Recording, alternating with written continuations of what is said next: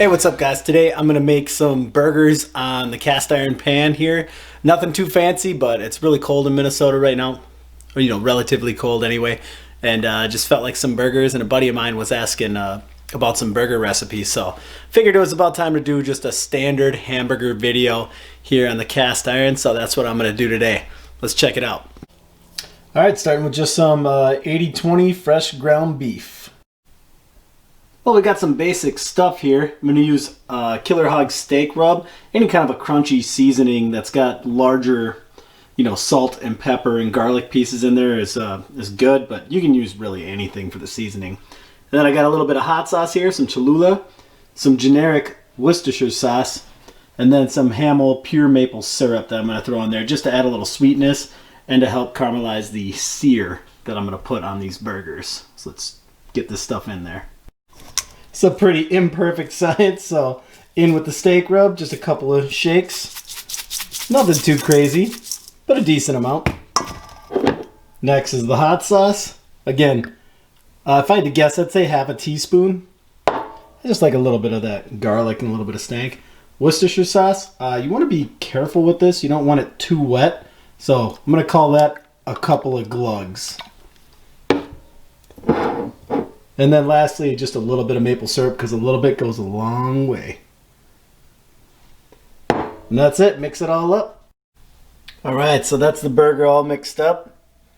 You can probably see it. It's still has a regular burger consistency.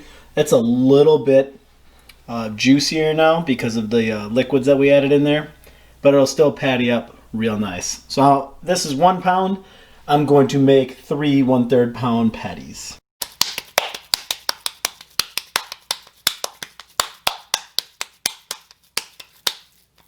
So I just make them by hand. You can definitely use a burger press or something like that, but I have no problem making them by hand.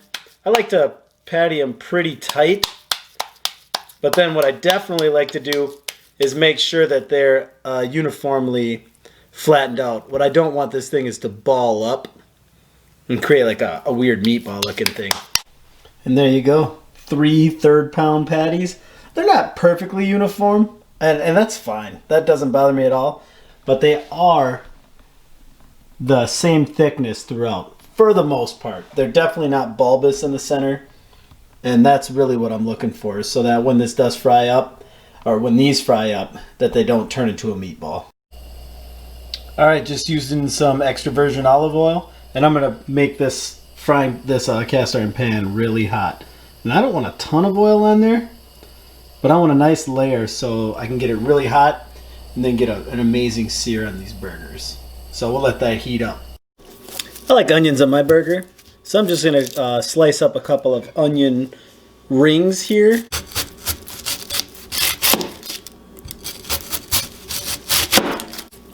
And those will make some good burger onions right there.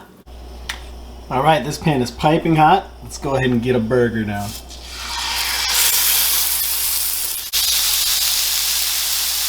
We're gonna let these things sear up real nice. And you can push down a little bit.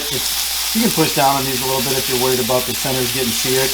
But honestly, they're gonna sear up just fine. We'll probably flip these in about 2.5 minutes. All right, it's been about 3 minutes. Should be ready to turn. Oh yeah. It's a nice sear. The back one here. What we're looking for there. Good sear. Alright, it's been a couple minutes. Gonna throw some cheese on there. I got pepper jack for these. One of my favorite cheeses out there. And actually I'm just gonna put these burgers a little bit towards the top of the pan here, because I'm gonna get my onions into that fatty goodness in the bottom there. Yes. Now I'm not going to fry these onions hard. I just want them to absorb a little bit of that juice and kind of do like a mild cook, because I still want them to be crunchy. And honestly, I've done them on the raw plenty of times. But just a little something on these onions goes a long way as far as flavor goes. And I just kind of like mine with a slight fry to them, but a good crunch, so you still have that really bold flavor. All right, off with the burglars. Grab nice drippy cheese.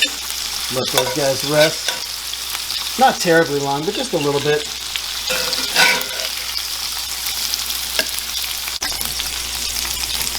First, we're just going to pull these onions off and put them on top of the burgers.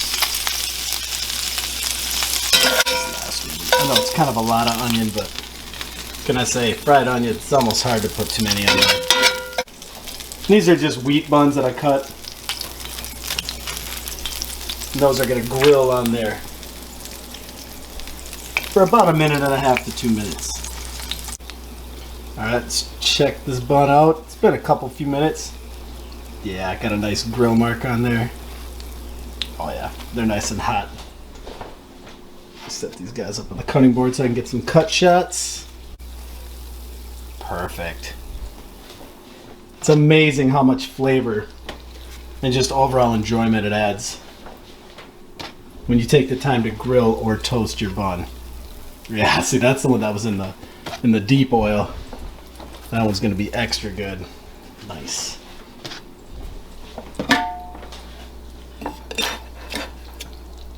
It's one juicy burglar. Going right cha. Whoop.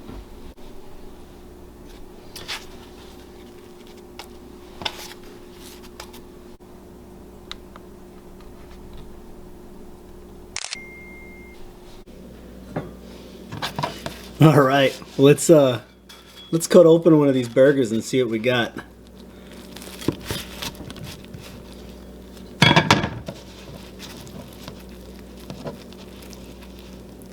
Well, it's juicy. Juicy and cheesy. Nice onion on there. Oh yeah.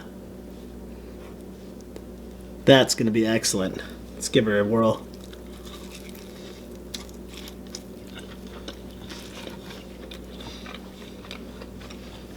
That's what a cast iron burger should be right there.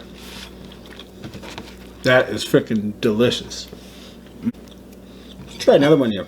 Cut this guy up in half. See if I can give you an angle.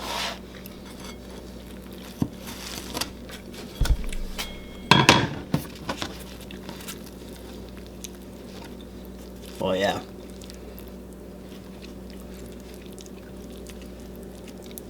Nice medium burger there. Super juicy. Oh, look at that glisten. So it's ridiculously juicy. The thing is, all those little ingredients that we put into the burger itself. You get the Worcestershire.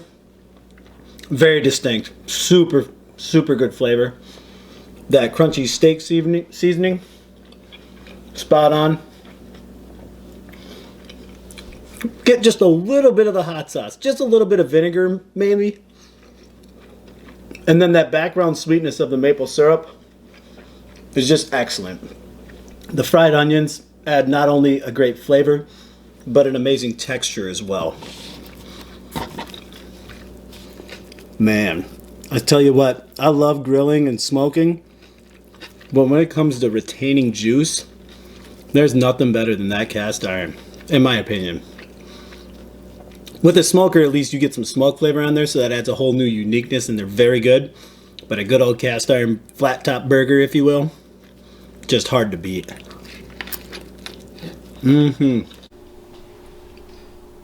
So that's what they look like cut up. Nice soft bun, got crispy on the mating surface between the meat and the bun due to grilling it. Soaked up all that flavor. Here's a pile of stuff I've already been chewing on. But yeah, this burger recipe is insanely easy. It's fast, it's inexpensive, and it is 100% worth doing. If you like burgers and you don't need a bunch of crap on there as far as like lettuce, tomato, mayo, bacon, freaking eggs, peanut butter, all that other stuff. You just want a plain Jane good burger. Give this recipe a shot. Hey, well, thanks again for watching. Again, these burgers are just very good. Super easy, like I said, cheap. Anybody can do it. You don't need a fancy cook or anything. You need a gas stove or even electric stove and a cast iron pan and some basic ingredients. You can really make a pretty damn good dinner. So thanks again for watching. Appreciate it. If you liked what you saw, go ahead and like and subscribe. I try to put out videos kind of as often as I can. I've been slacking a little bit lately, but just know that it's appreciated. Till next time. And Shane, try this out, man. You'll like it. Maybe put it on some fry bread and keep it extra native. Just a suggestion. I bet you it'd be bomb. Later, dude.